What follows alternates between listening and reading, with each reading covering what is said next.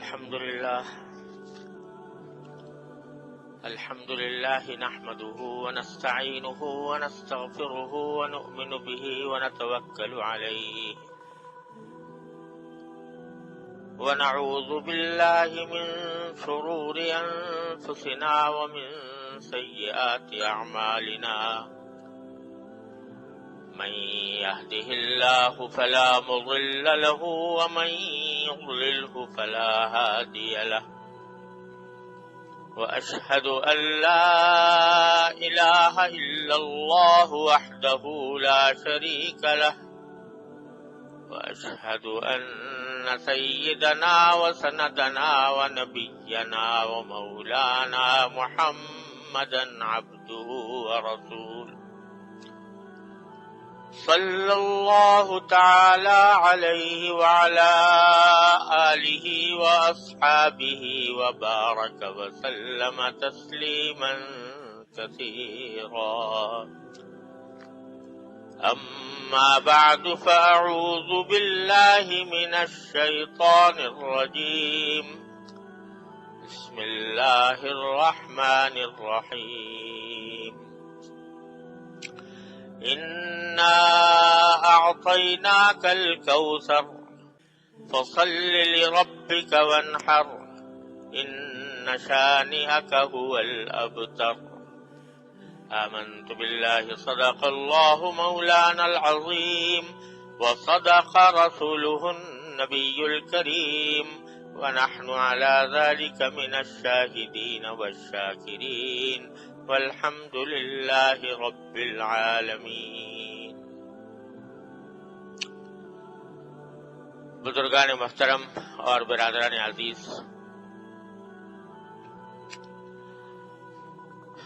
کچھ عرصہ پہلے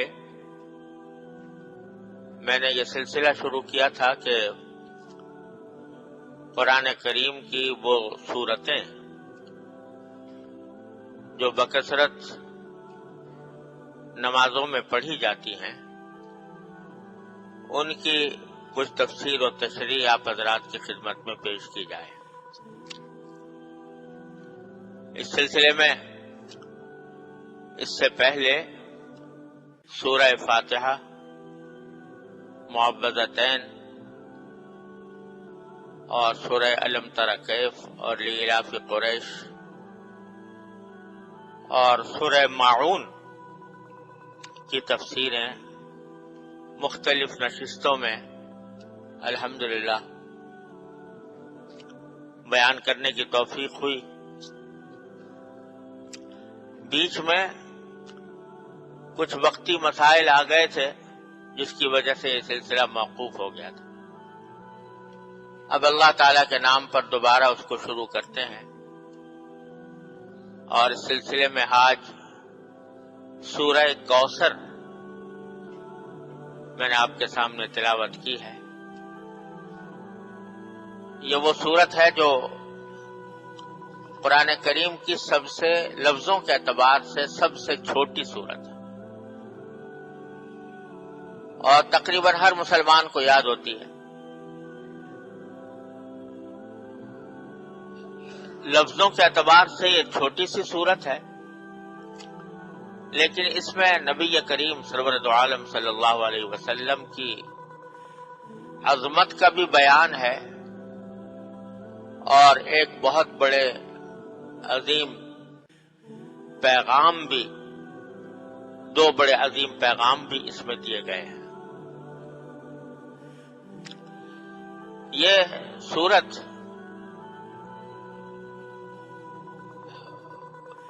ایک واقعے کے پس منظر میں نازل ہوئی، جس کا شان نزول یہ ہے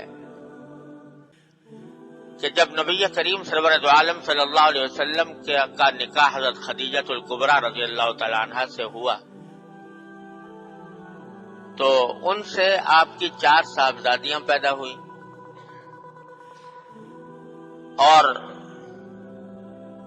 ایک صاحبزادے جن کا نام قاسم آپ نے رکھا تھا وہ پیدا ہوئے، لیکن اللہ تعالیٰ کو یہ منظور تھا کہ حضور اقدس سرور دو عالم صلی اللہ علیہ وسلم کی لڑکیاں، آپ کی صاحبزادیاں، وہ تو الحمدللہ زندہ رہیں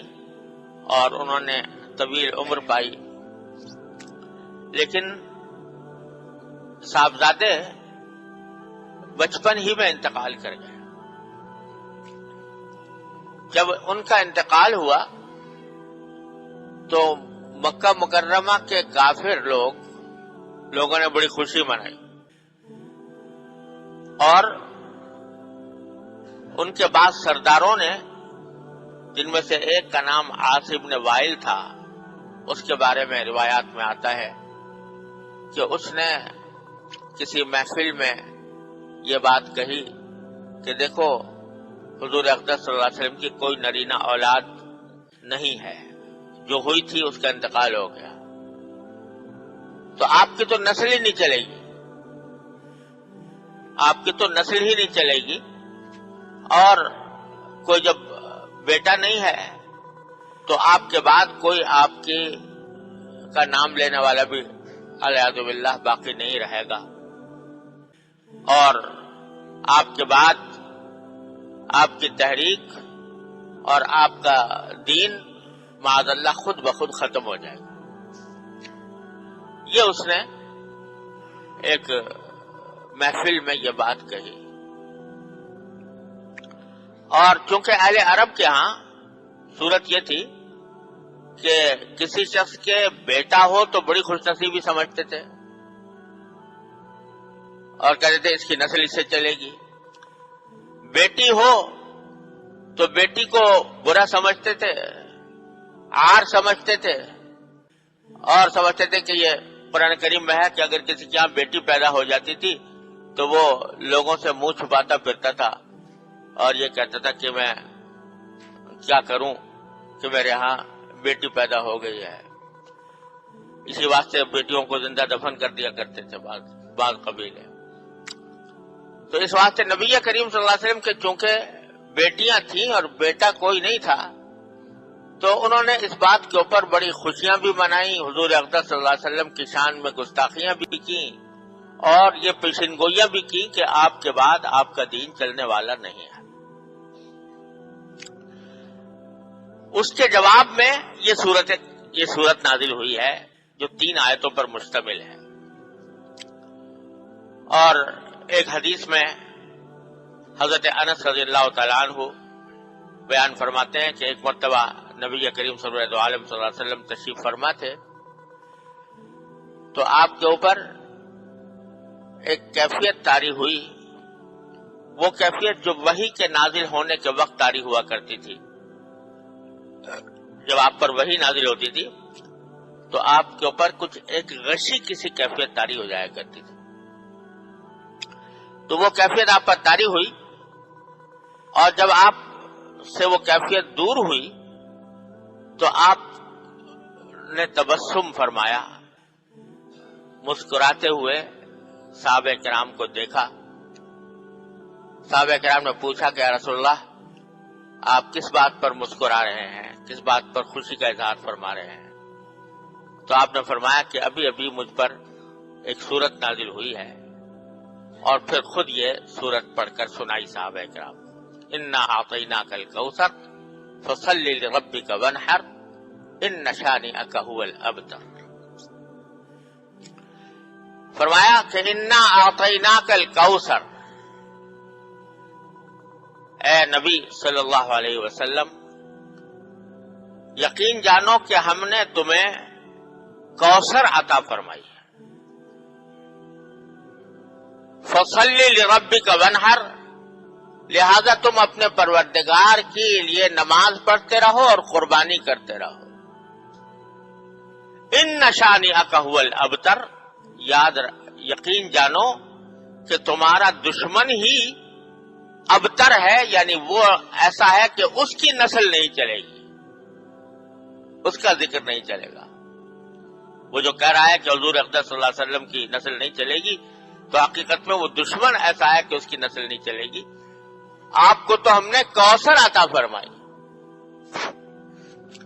اسی لیے اس سورت کا نام سورت الکوثر ہے۔ کوثر کے معنی کیا ہے؟ کوثر کے لفظی معنی عربی زبان میں ہے بہت بھلائی، خیر کثیر، بہت بھلائی. آپ کو ہم نے بہت بھلائیاں عطا فرمائی، لفظی معنی یہ ہوا ہے. اور خود اس حدیث میں جو میں نے ابھی آپ کے سامنے عرض کی کہ حضور اقدس صلی اللہ علیہ وسلم پر جب سورت نازل ہوئی تو آپ نے تبسم فرمایا تو صحابہ کرام نے پوچھا کہ رسول اللہ کوثر کیا، بلکہ آپ نے خود پوچھا صحابہ کرام سے، اتدرون مل کوثر، جانتے ہو کوثر کیا چیز ہے؟ پھر خود ہی اس کی تشریح فرمائی کہ کوثر جو ہے وہ ایک نہر ہے جنت میں، اور اسی نہر سے ایک حوض نکلی ہے جس کا نام کوثر ہے، اور اس کے اوپر اتنے برتن پیالے ہوں گے پینے کے لیے جتنے آسمان کے ستارے، عدد نجوم السماء، جتنے آسمان کے ستارے ہیں اتنے اس کے اوپر برتن رکھے ہوں گے پانی پینے کے لیے. اور دوسری احادیث میں رسول کریم صلی اللہ علیہ وسلم نے اس کے بارے میں یہ بھی فرمایا ہے کہ اس کا پانی اتنا شفاف اور اتنا میٹھا ہوگا کہ دنیا میں آج تک کسی نے ایسا پانی نہیں پیا، اور وہ اتنی خوبصورت حوض ہوگا کہ دنیا نے آج تک اس کی کوئی نظیر نہیں دیکھی. وہ اس سے مسلمانوں کو رسول کریم صلی اللہ علیہ وسلم پانی پلائیں گے، نہر کوثر، حوض کوثر. یہاں یہ سمجھ لیں کہ نہر تو ہے جنت میں، نہر کوثر، اور یہ حوض کوثر جو ہے یہ میدان حشر میں ہوگی. جب لوگ زندہ کیے جائیں گے اور سب کو میدان حشر میں جمع کیا جائے گا تو آپ سب لوگ جانتے ہوں گے کہ اس وقت افراتفری کا عالم ہوگا، نفسی نفسی کا عالم ہوگا، گرمی شدید ہوگی، بے انتہا لوگ گرمی کی وجہ سے پریشان ہوں گے، پسینے میں شرابور ہو رہے ہوں گے. اس حالت میں یہ حوض میدان حشر کے اندر نبی کریم صلی اللہ علیہ وسلم کو عطا فرمائی جائے گی، اور یہ حوض ایسی ہوگی کہ اس کے اوپر جنت سے 2 پرنالے گر رہے ہوں گے.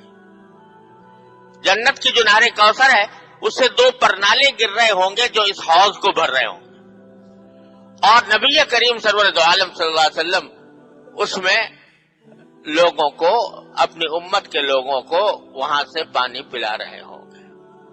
فرمایا کہ انا اعطیناک الکوثر، یقین جانو ہم نے تو تمہیں کوثر عطا کی ہے. کیا مانا کہ کہنے والے بدبخت یہ کہہ رہے ہیں کہ آپ کے بعد آپ کا نام لینے والا کوئی نہیں رہے گا اور آپ کی نسل نہیں چلے گی. ارے آپ کی نسل تو اس طرح چلے گی اور آپ کے نام لیوا اس طرح دنیا میں زندہ رہیں گے کہ جب حوض کوثر پر آپ کھڑے ہوں گے تو ریلے کے ریلے آپ کے متبعین کے وہ آ رہے ہوں گے آپ سے پانی پینے کے لیے، اور آپ ان کو پانی پلا رہے ہوں گے، حوض کوثر سے پانی پلا رہے ہوں گے. انا اعطیناک الکوثر.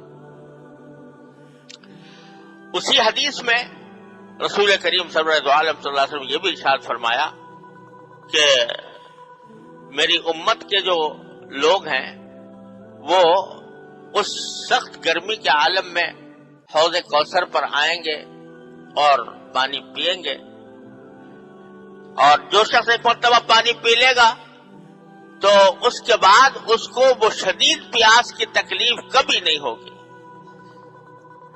وہ ایسا پانی ہوگا. لیکن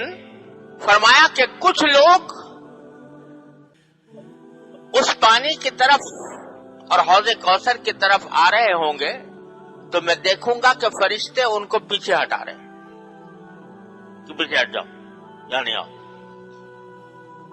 حالانکہ دیکھنے میں وہ میری امت کے لوگ ہوں گے. تو میں ان سے فرشتوں سے کہوں گا کہ یہ تو میری امت کے لوگ ہیں، پھر ان کو آپ کیوں حوض کوثر سے ہٹا رہے ہیں؟ تو اس کے جواب میں فرشتے کہیں گے کہ انک لا تدری ما احدثوا بعدک، آپ کو پتہ نہیں ہے کہ آپ کے دنیا سے چلے جانے کے بعد انہوں نے کیا کیا کام کیے تھے، انہوں نے کیا کیا کام کیے تھے، انہوں نے کوئی کفر اختیار کر لیا تھا یا نفاق میں مبتلا ہو گئے تھے. لہذا اگرچہ یہ آپ کی امت کے افراد تو ہیں، لیکن چونکہ یہ آپ کے بعد مرتد ہو گئے، کافر ہو گئے یا منافق رہے، اس واسطے ان کو اس حوض کوثر پر آنے سے روکا جا رہا ہے. اللہ تعالیٰ ہر مسلمان کو اس سے محفوظ رکھے. اللہ تعالیٰ ہر مسلمان کو وہاں پر حاضری کی توفیق عطا فرمائے. لفظ تو یہ ہے کہ تم نہیں جانتے، کہ آپ نہیں جانتے کہ انہوں نے آپ کے بعد کیا راستہ اختیار کیا تھا. یہ ڈرنے کا مقام بھی ہے. اللہ تبارک و تعالی ہم سب کو اس انجام سے محفوظ رکھے، اس کفر سے، اس شرک سے، نفاق سے، ایسی باتوں سے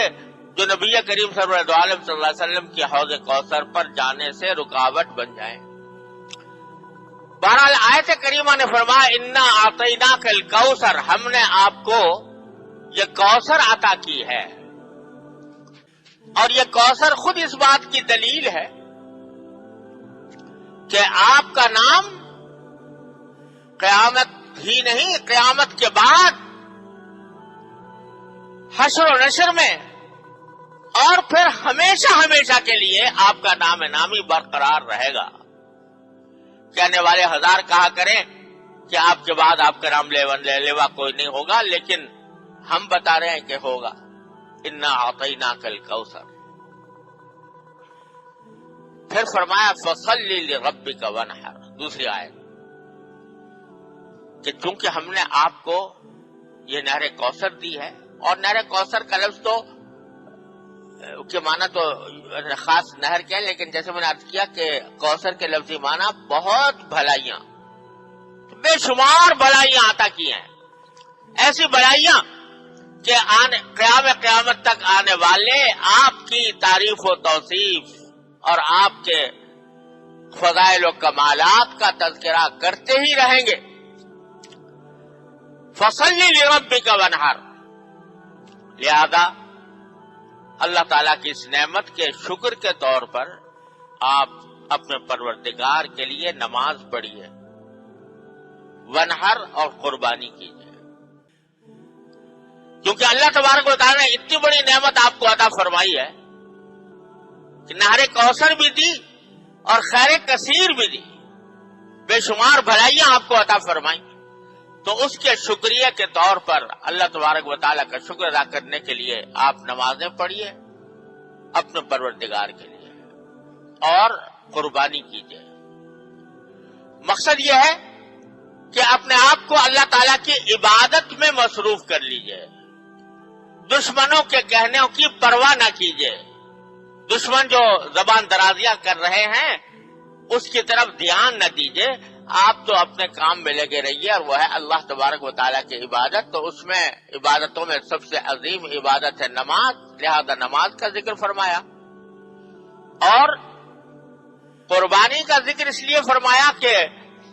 کافر مشرک لوگ جو تھے وہ قربانیاں بتوں کے نام پر کیا کرتے تھے. قربانی تو وہ بھی کرتے تھے لیکن بتوں کے نام پر. یہ ہم بتوں کو خوش کرنے کے لیے لات کو، عزا کو، حبل کو، منات کو، جو انہوں نے اپنے اپنے بت بنا رکھے تھے، طرح طرح کے نام ان کے رکھے ہوئے تھے، ان کے نام پر قربانیاں کیا کرتے تھے. تو نبی کریم صلی اللہ علیہ وسلم کو تعلیم دی گئی کہ آپ اپنے پروردگار کے لیے، اللہ کے لیے قربانی کیجیے، تاکہ ان بت پرستوں کے غلط طریقے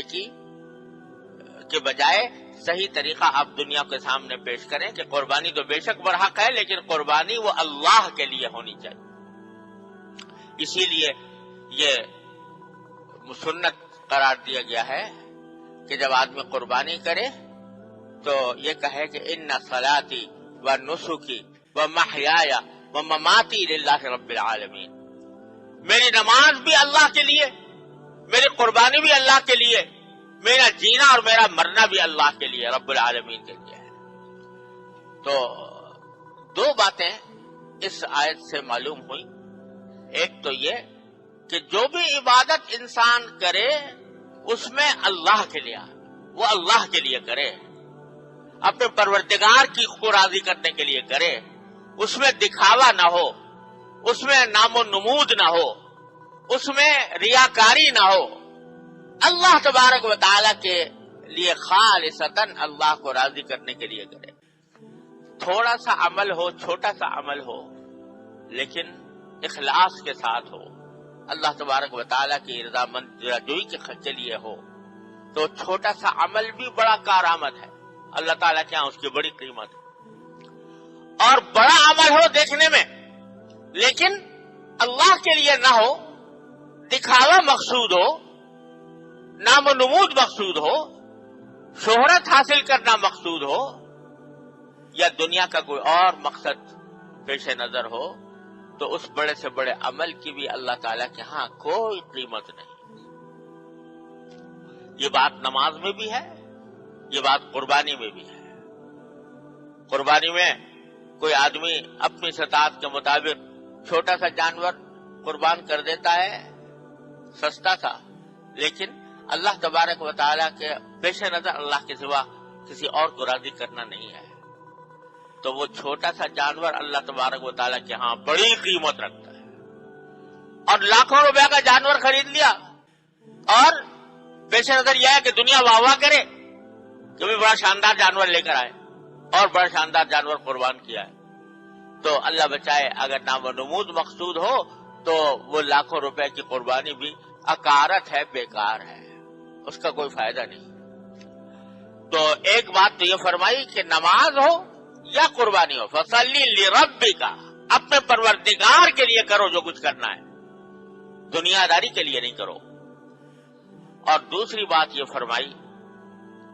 دوسرا اشارہ اس میں یہ ہے کہ جو فرمایا فصلی لربک، چونکہ ہم نے آپ کو کوثر عطا فرمائی ہے لہذا نماز پڑھو۔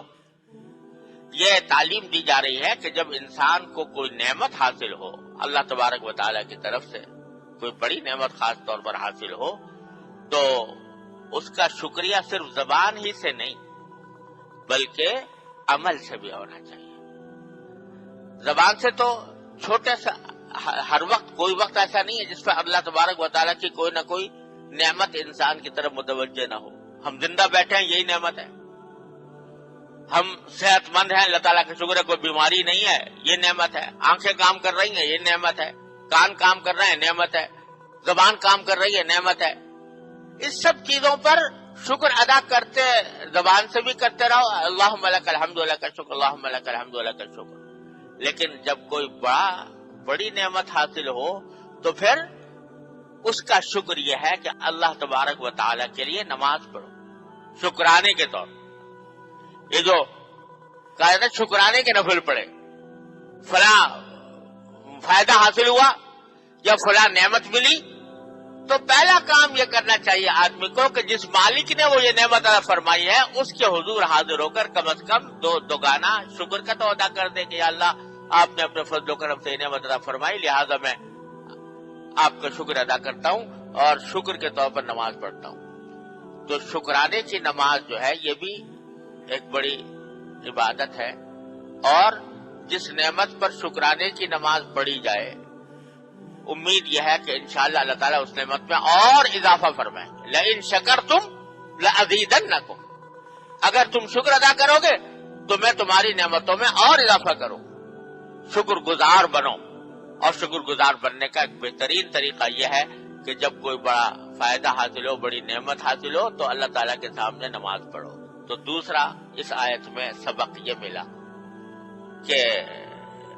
ہر نعمت پر، اچھی بڑی نعمت پر اللہ تعالیٰ کا شکر ادا کرنا چاہیے، اور شکر ادا کرنے کا سب سے بڑا طریقہ اللہ تعالیٰ کے حضور کوئی عبادت انجام دینا ہے، جس میں نماز سب سے اعلیٰ درجے کی عبادت ہے۔ پھر آخر میں فرمایا کہ ان شانئک ھو الابتر، آپ تو اپنے کام میں مشغول رہیے، اللہ تعالیٰ کی عبادت میں مشغول رہیے۔ یہ جو کہنے والے کہہ رہے ہیں، آپ کا دشمن جو کہہ رہا ہے کہ آپ معاذ اللہ ابتر ہیں. ابتر کے معنی وہ جس کی نسل نہ چلے آگے. تو آپ کی نسل تو ایسی چلے گی جو دنیا میں کسی کی نسل اس طرح نہیں چلی ہوگی. اب تمہارا جو آپ کا جو دشمن ہے جو یہ بات کہہ رہا ہے وہ ایسا مقتول نسل ہے, اس کی نسل اس طرح ختم ہو جائے گی کہ اس کا کوئی نام لینے والا بھی باقی نہیں رہے. اب دیکھ لو کہ نبی کریم سرور عالم صلی اللہ علیہ وسلم کی نسل تو اللہ تعالی نے اس طرح چلائی کہ نسبی نسل بھی چلی, اگرچہ بیٹیوں کے ذریعے چلی. اور آج صورتحال یہ ہے کہ جو بیٹیوں کے اولاد میں آنے والے وہ سارے مسلمانوں کے درمیان سادات کہلاتے, سید کہلاتے. سید کی کیا معنی؟ سردار. سادات میں سے ساری مسلم دنیا ان کی عزت کرتی ہے اور ان کو ایک مقام دیتی ہے کہ یہ سید ہیں, یہ اشراف میں سے ہیں, یہ سرکار دو عالم صلی اللہ علیہ وسلم کی اولاد میں سے ہیں. لہذا ان کا احترام کیا جاتا ہے, ان کی عزت کی جاتی ہے, ان کو سر پر بٹھایا جاتا ہے, ان کا نام ہی سید رکھ دیا گیا ہے. نسبی نسل تو اس طرح چلی. اور روحانی نسل یہ ساری امت مسلمہ, یہ روحانی وہ نسل اس طرح چلی ہے کہ دنیا میں کسی بھی پیغمبر, کسی بھی قائد, کسی بھی لیڈر اور کسی بھی رہنما کے اتنے متبعین نہیں ہوئے جتنے سرکار دو عالم محمد مصطفیٰ صلی اللہ علیہ وسلم کے ہوئے. آج پورا روئے زمین پر کوئی گوشہ ایسا نہیں ہے جو اشہد ان محمد رسول اللہ کی صداؤں سے نہ گونج رہا ہو. اور 24 گھنٹے میں کوئی لمحہ ایسا نہیں ہے جہاں روئے زمین پر کہیں نہ کہیں اشہد ان محمد رسول اللہ کی صدا بلند نہ ہو رہی ہو. 24 گھنٹے میں کوئی لمحہ ایسا نہیں ہے. اس وقت بھی کہیں نہ کہیں اذان ہو رہی ہوگی, کہیں فجر کی, کہیں ظہر کی, کہیں عصر کی, کہیں مغرب کی, کہیں عشاء کی. روئے زمین پر ہر وقت ایک نیا وقت داخل ہوتا رہتا ہے نماز کا اور اس میں اذان ہوتی رہتی ہے. تو کوئی لمحہ ایسا نہیں ہے جس میں سرکار دو عالم صلی اللہ علیہ وسلم کی عظمت اور تقدیس کے ترانے نہ گائے جا رہے ہوں اور جس میں سرکار دو عالم صلی اللہ علیہ وسلم کی عظمت کا بیان نہ ہو رہا ہو. یہ اللہ تبارک و تعالی نے نبی کریم صلی اللہ علیہ وسلم کو یہ مقام عطا فرمایا جو اس کائنات میں کسی مخلوق کو میسر نہیں ہوا. تو کہنے والے ہزار کہا کریں,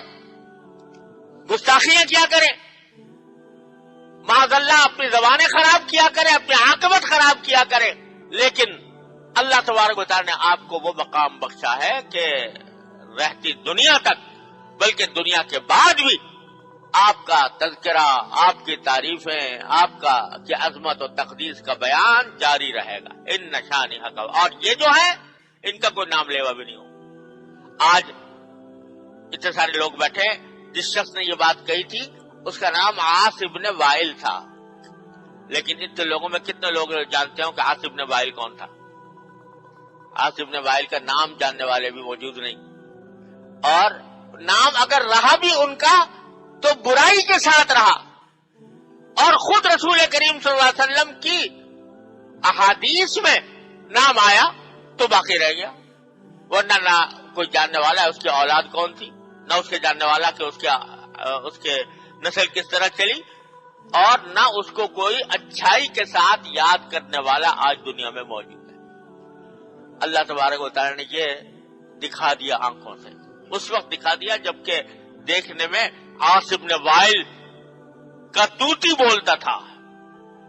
اس کے سرداری کے ترانے گائے جاتے تھے, اور یہ محسوس ہوتا تھا کہ اس کا شہرت کا سورج کبھی غروب نہیں ہوگا. اور جناب محمد رسول اللہ صلی اللہ علیہ وسلم کے متبعین تھوڑے سے تھے, مجبور تھے, مقہور تھے, تنہائیوں میں تھے, چھپ چھپ کر نمازیں پڑھنے والے تھے, لیکن اللہ تبارک و تعالی نے اس وقت یہ پیشین گوئی فرمائی تھی یہ تو تباہ ہو جائے گا اور اس کا نام باقی نہیں رہے گا اور آپ کا نام قیامت تک جاری رہے گا. الحمدللہ یہ بات آج کھلی آنکھوں ہر شخص مشاہدہ کر سکتا ہے. اللہ تبارک و تعالیٰ اپنے فضل و کرم سے ہمیں جناب محمد رسول اللہ صلی اللہ علیہ وسلم کی تشریف لاوری کی نعمت کو قدر کرنے کی توفیق عطا فرمائے اور آپ کے تعلیمات پر عمل کی توفیق عطا فرمائے۔ وآخر دعوانا الحمدللہ رب العالمین۔